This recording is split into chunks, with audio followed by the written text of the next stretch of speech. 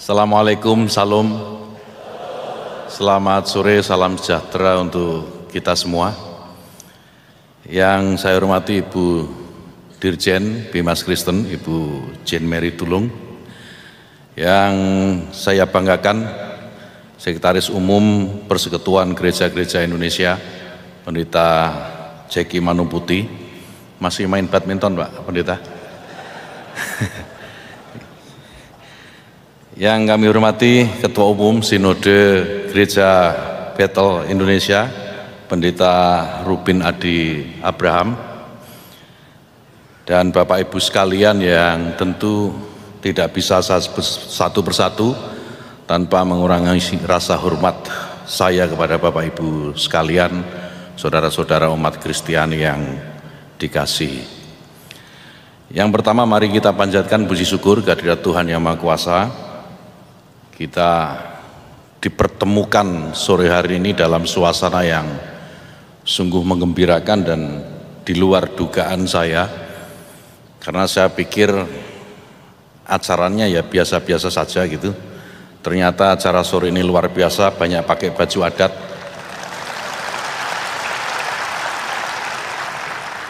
Dan ini menegaskan apa yang tadi disampaikan oleh Pendeta Jeki Manuputi, bahwa umat Kristen ini adalah pemilik saham di Republik yang kita cintai. Pesan saya, karena punya saham jangan sampai nggak kebagian dividen. Nah, jadi punya saham nggak dapat dividen itu keterlaluan. Jadi benar apa yang dikatakan oleh Pendeta Jeki tadi, bahwa umat Kristen ini bagian yang tidak terpisahkan dari sejarah Republik ini. Sejarah Republik ini tidak akan pernah ada kalau tidak ada umat Kristen. Jadi berbanggalah saudara-saudara saya umat Kristiani, dan jadikanlah Indonesia ini kebanggaan bagi kita semua. Berikutnya saya ingin menyampaikan, mungkin ada yang belum tahu, saya ini Muslim. Karena terlalu sering masuk gereja saya ini. Kalau ada yang belum tahu, saya ini Muslim, dan saya meyakini kebenaran agama yang saya peluk.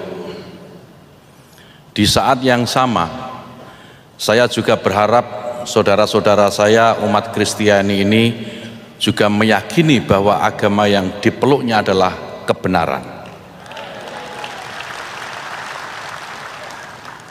Antara saya yang Muslim dan saudara-saudara saya umat Kristiani ini, meskipun berbeda keyakinan, meskipun memiliki keyakinan atas kebenaran yang berbeda, tetapi di saat yang sama juga tidak boleh ada yang menghalangi kita bersaudara satu dengan yang lain. Saya hadir di tengah Bapak Ibu sekalian, saudara-saudara semua, ini sebenarnya ingin memposisikan diri bukan sebagai Menteri Agama, tetapi sebagai saudara sebangsa setanah air dari Bapak Ibu sekalian, saudara-saudara saya. Jadi kalau saudara itu lebih enak daripada menteri. Menteri itu kalau minta tolong kayaknya gimana, kalau menteri kok minta tolong itu kan. Tetapi kalau saudara minta tolong ke saudaranya, itu hal yang biasa. Dan sebaliknya, kalau ada saudaranya minta tolong kepada saya, ya karena saudara, maka tidak ada alasan bagi saya untuk menolaknya. Jadi di majelis, di forum yang bahagia ini, sekali lagi saya ingin memohon kepada Bapak Ibu sekalian, anggap saya sebagai saudara. Kalau ketemu di jalan, tolong saya disapa terlebih dahulu, karena tentu saya tidak bisa mengenal satu persatu ya. Tolong disapa, diajak selfie bolehlah. Saya berbahagia Bapak Ibu sekalian sekali lagi, dan mari kita memohon kepada Tuhan, Indonesia ini juga menerima rahmat kebahagiaan dari kebahagiaan yang kita rasakan sekarang ini. Indonesia mengalami tahun politik yang tentu tidak mudah, setidaknya tahun ini dan tahun depan, maka kebahagiaan kita, kebahagiaan yang kita rasakan sekarang, mari kita tularkan kepada bangsa kita, kepada negeri kita, sehingga Indonesia memasuki tahun-tahun politik yang mungkin kalau bahasa presiden ini hangat-hangat kuku, sedikit memanas gitu ya, karena kebahagiaan, keceriaan saudara-saudara umat Kristiani ini, Indonesia akan tetap baik-baik saja. Bapak Ibu sekalian, saudara-saudara yang saya cintai, mari kita menemukan sebanyak mungkin persamaan di antara kita. Saya tahu, kita semua tahu, saya sadar, kita semua sadar. Banyak perbedaan antara saya dan saudara-saudara sekalian. Perbedaan Bapak Ibu sekalian dan saya banyak. Mari yang beda tidak usah disama-samakan. Yang sama juga tidak usah dibeda-bedakan. Kita mencari titik pertemuan di antara perbedaan yang kita miliki. Sebagaimana Indonesia yang kita cintai ini. Bapak Ibu sekalian yang saya hormati, di banyak kesempatan saya selalu sampaikan, tata negara yang bernama Indonesia ini memiliki takdir yang tidak bisa ditolak, yaitu takdir kebinekaan dan takdir keragaman. Indonesia ini merdeka, Indonesia ini bisa berjaya sampai hari ini bukan karena perjuangan satu kelompok, satu golongan atau satu agama saja, tetapi semua kelompok, semua golongan, semua agama yang ada di Indonesia ikut berjuang memerdekakan negeri ini. Ciri-ciri kodrati seperti ini Bapak Ibu sekalian adalah sumber kekuatan Indonesia. Jadi kalau ada kelompok yang menginginkan Indonesia menjadi satu ragam saja, itu sama artinya dia ingin menghancurkan Indonesia. Siapapun yang ingin menghancurkan Indonesia, kita sekali lagi sebagai pemilik saham atas negeri ini harus yang pertama kali melawan mereka.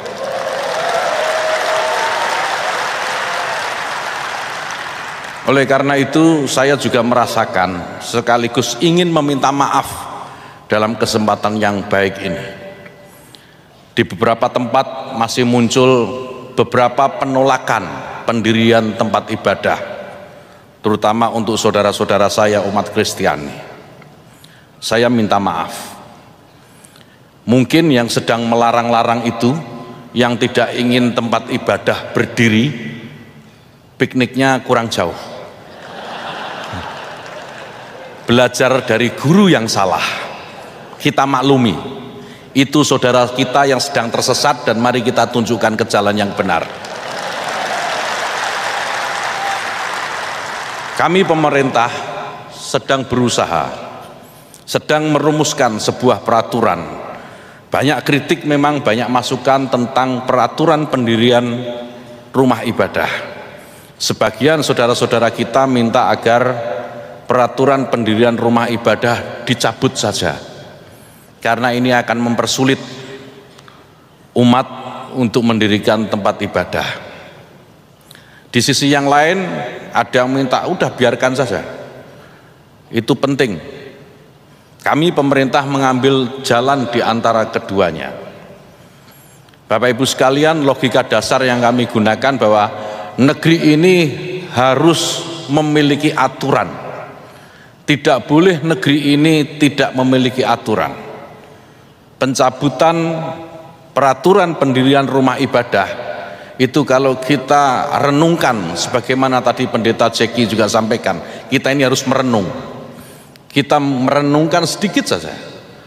Kalau tidak ada peraturan mendirikan rumah ibadah, maka di mana satu agama mayoritas, ya, itu nanti isinya di tempat itu ya rumah ibadah agama itu saja.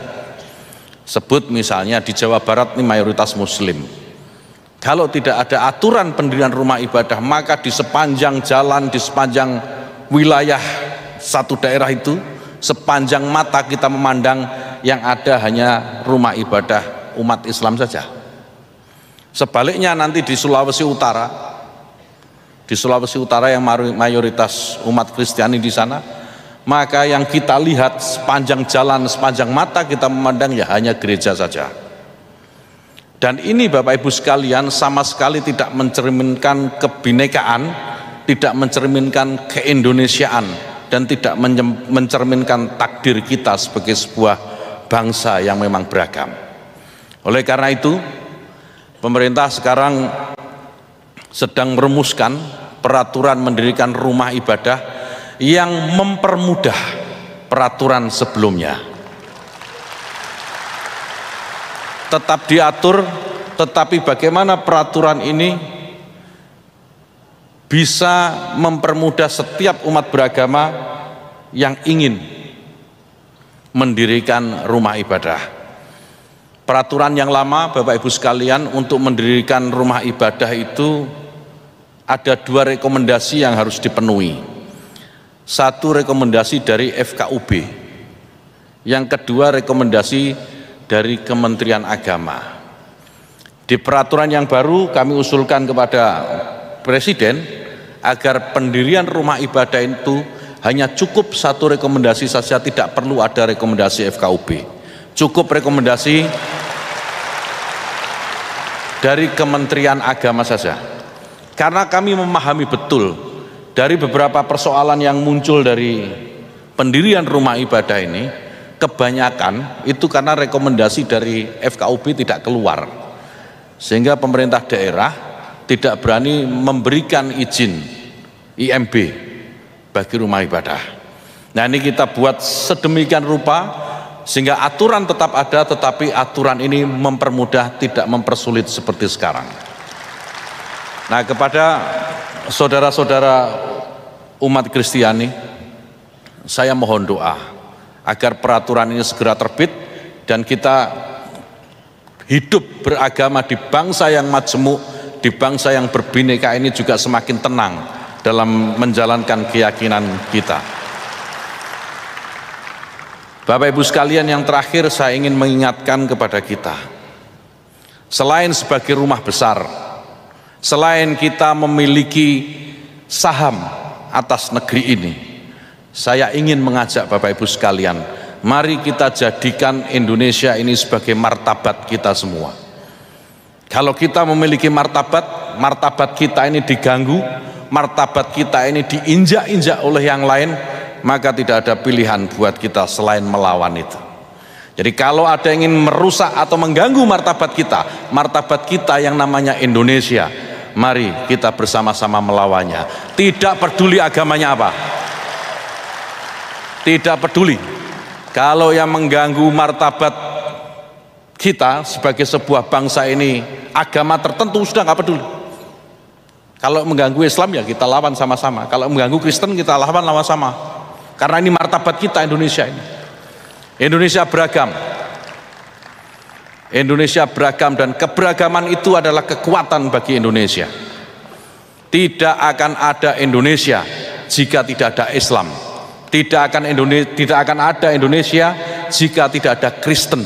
Tidak ada Indonesia jika tidak ada Katolik, tidak ada Hindu, tidak ada Buddha, tidak ada Konghucu dan seterusnya. Mari kita jaga bersama-sama. Saya yakin jika kita semua yang ada di sini memiliki keyakinan yang sama atas martabat kita sebagai sebuah bangsa, maka Indonesia akan baik-baik saja. Siapapun yang akan memimpin nanti. Bapak Ibu sekalian, terima kasih. Sekali lagi selamat untuk Pak Pendeta Rubin Adi Abraham yang sudah terpilih kembali sebagai Ketua Umum GPI. Semoga semakin mencerahkan dan membimbing umat dalam kebaikan-kebaikan. Selamat sore, sampai ketemu di lain kesempatan. Terima kasih.